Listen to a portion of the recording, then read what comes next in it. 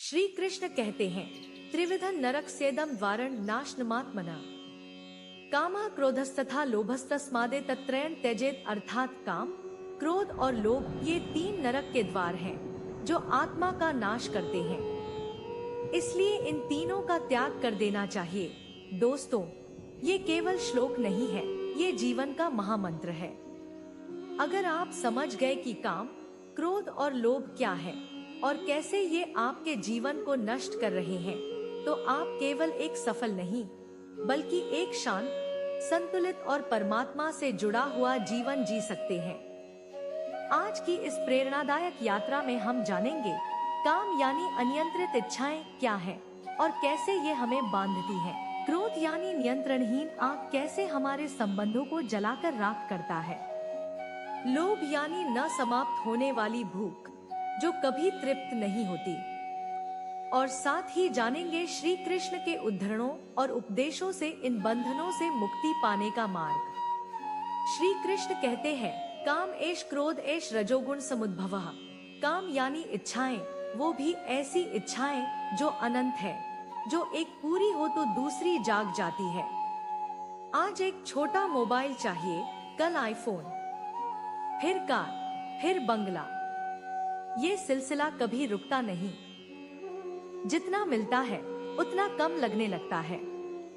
जब इच्छाएं विवेक से नहीं बंधती तो वे मोह का रूप ले लेती हैं और व्यक्ति बंध जाता है इस संसार के जाल में। जो व्यक्ति कामनाओं से मुक्त होता है वही सच्चा सुखी है। इच्छाएं बुरी नहीं होती, पर उनका नियंत्रण न होना दुख का कारण बनता है। सच्चा आनंद आत्मा से आता है, वस्तुओं से नहीं। श्री कृष्ण कहते हैं, क्रोधात् भवति सम्मोहः सम्मोहात् स्मृति विभ्रमा। क्रोध केवल शब्दों में नहीं होता, वह आंखों में दिखता है, शरीर में कांपता है और दिल में जलता है। क्या होता है जब हम क्रोध करते हैं? हमारी बुद्धि खत्म हो जाती है। हम वह बोल जाते हैं जो हमें नहीं बोलना चाहिए। हम वो कर जाते हैं जिसका पछतावा हमें सालों तक रहता है। क्रोध मोह को जन्म देता है और मोह बुद्धि का नाश करता है। जब बुद्धि नष्ट होती है तो व्यक्ति पशु जैसा व्यवहार करने लगता है। क्रोध शक्ति नहीं, कमजोरी है। धैर्य और क्षमा वही कर सकता है जो अंदर से मजबूत हो। श्री कृष्ण कहते हैं, लोभः पापस्य कारणम। श्री कृष्ण का स्पष्ट वचन। लोभ वह भूख है जो कभी नहीं मिटती। 1 लाख कमाने के बाद 10 लाख चाहिए, फिर करोड़। लेकिन क्या कभी आत्मा संतुष्ट होती है? लोभ व्यक्ति को अंधा कर देता है। वह दूसरों का हक भी छीन लेता है, झूठ बोलता है और अपने आत्मबल को खो देता है। जो जितना लोभी होता है वह उतना ही असंतुष्ट होता है। त्याग ही सच्चा सुख है। श्री कृष्ण कहते हैं, न जायते म्रियते वा कदाचिन। आत्मा न पैदा होती है न मरती है। ये शरीर नाशवान है लेकिन आत्मा अमर है। तो सवाल यह है, हम किसकी चिंता कर रहे हैं? शरीर की या आत्मा की?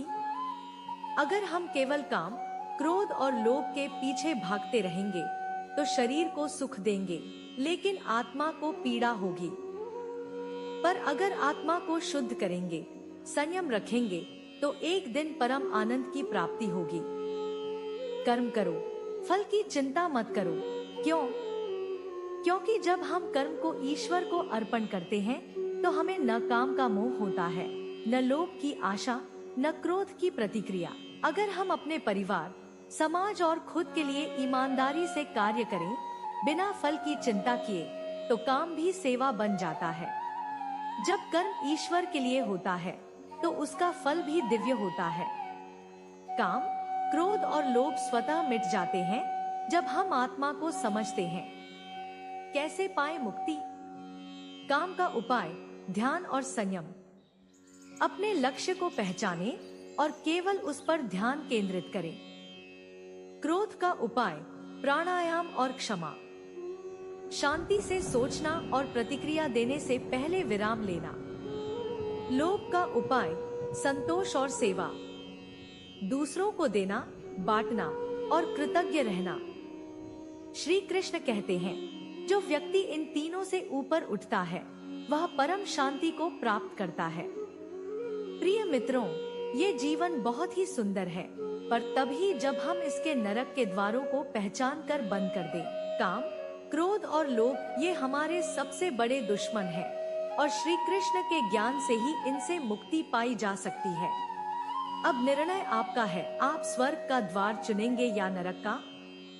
आप संयम और संतोष का जीवन जिएंगे या भटकते रहेंगे इच्छाओं की आग में? जय श्री कृष्ण।